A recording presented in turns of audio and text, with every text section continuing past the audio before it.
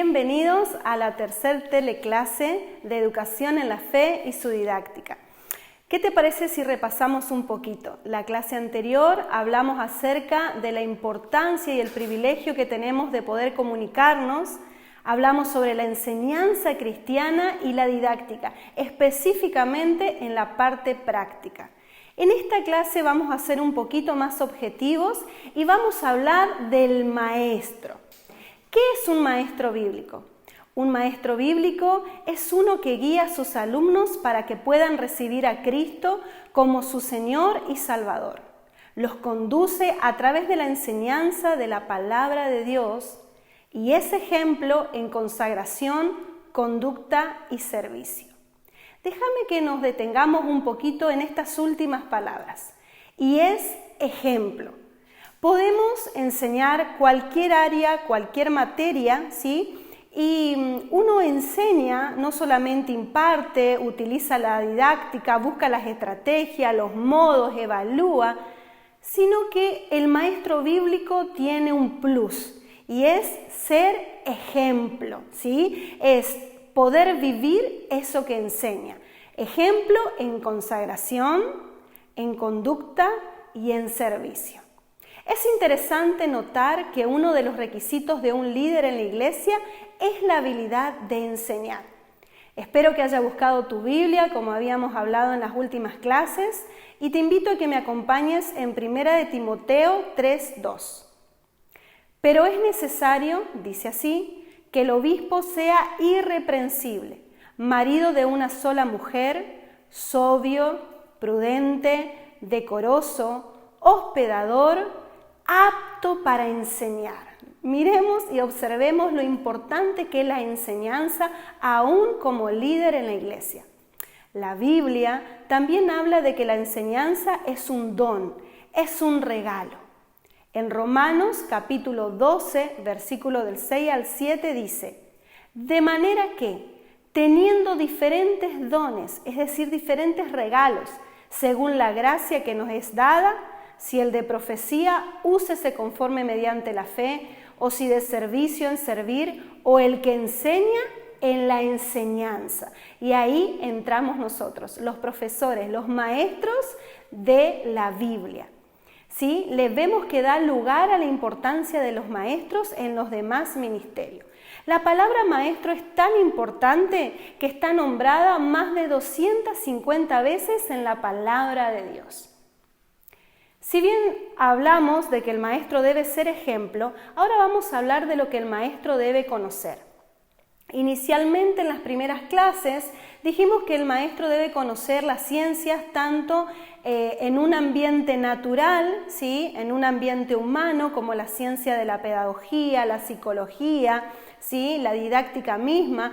También hablamos sobre conocer las ciencias en la parte sobrenatural, lo que tenga que ver con la pastoral, consejería, seminarios bíblicos, pero hoy vamos a hablar de los fundamentos de la enseñanza, ¿sí? Cuando hablamos de fundamento, estamos refiriéndonos a lo que sostiene, por ejemplo, una casa. Hoy vamos a ver los dos fundamentos que deben sostener tu enseñanza bíblica. El primero de ellos es que el maestro debe conocer primeramente a nuestro Señor Jesucristo como su Señor y Salvador. Debe haber gustado de su amor, su bondad, su poder, aún su disciplina. Porque ¿cómo vamos a enseñar sobre los atributos de Dios y sus cualidades si nunca lo hemos experimentado en nuestras vidas? Así que como fundamento número 1, necesitas conocer a Jesús. ¿Qué más necesitas conocer? Bien, vamos a la segunda etapa. Debes conocer la Biblia. No hay sustituto para el conocimiento bíblico y no hay excusas para la pereza de obtenerlo. Si bien no todo maestro puede tener un buen entrenamiento académico sobre la Biblia, pero sí cada uno de nosotros debemos conocer cada día más sobre la palabra de Dios. Vamos a meditar en Lucas capítulo 6, versículo 39. Y les decía una parábola, dice así: ¿acaso puede un ciego guiar a otro ciego? ¿No caerán ambos en el hoyo? Entonces, qué importante es poder guiar, es poder conocer a Jesús y es poder tener esa base que es la Biblia.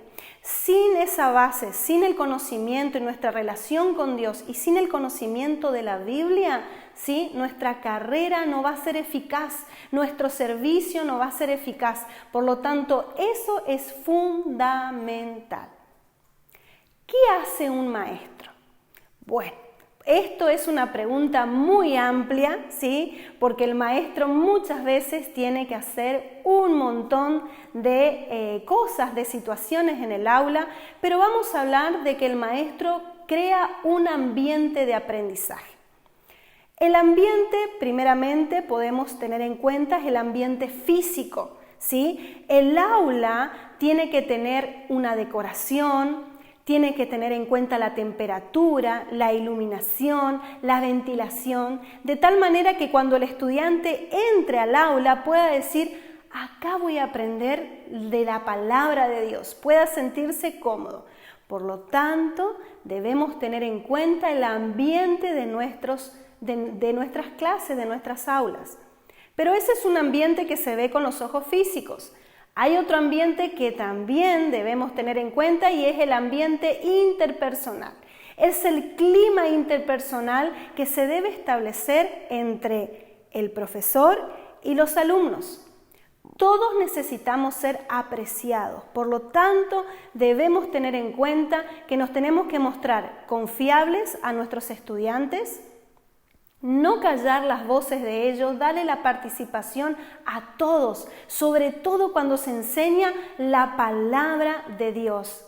Tener ánimo para dar las clases, ser cordial, ¿sí? De tal manera que ese clima interpersonal que se relaciona nos dé la pauta para que ellos abran su corazón y así poder llevarlos a Cristo. Me gustaría compartir en esta oportunidad algunas pautas que hacen desanimar a nuestros estudiantes para que lo puedas tener en cuenta. Por ejemplo, pueden decir, digo algo en clase y el maestro ni siquiera me ve. ¿Cuánto cuidado tenemos que tener? Otra puede ser, hago una pregunta y nadie responde.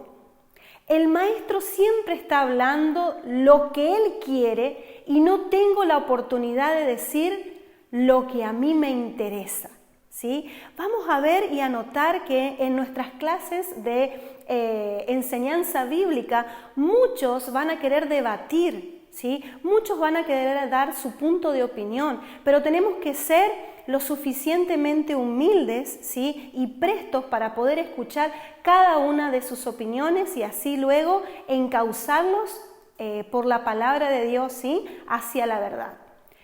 Otra de las opiniones que pueden tener los chicos puede ser, cuando opino, me interrumpen lo que estoy diciendo. Solamente 1 o 2 miembros de la clase son los que siempre los escuchan. Nadie recuerda mi nombre, ¿sí? Podemos ver todas las pautas, las situaciones que a los estudiantes los pueden desanimar. Así que debemos tener nuestros ojos, ¿sí?, físicos abiertos y también nuestros ojos espirituales para ver la situación de cada uno de ellos, para poder escucharlos y así llevarlos a Dios. Querido maestro, Dios te ha puesto la hermosa tarea de conducir a las personas a Jesús. No será fácil, pero la recompensa es eterna.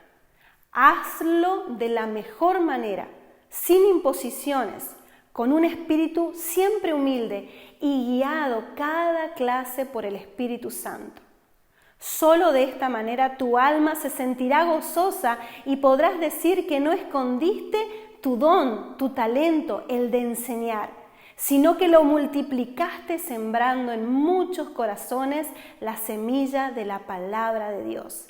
Quiero que te quedes con esto. Ser maestro no solamente es impartir, no solamente es enseñar, no solamente es buscar las estrategias y utilizar la didáctica, sino también vivir lo que uno enseña. Que Dios te bendiga y nos vemos en la próxima clase.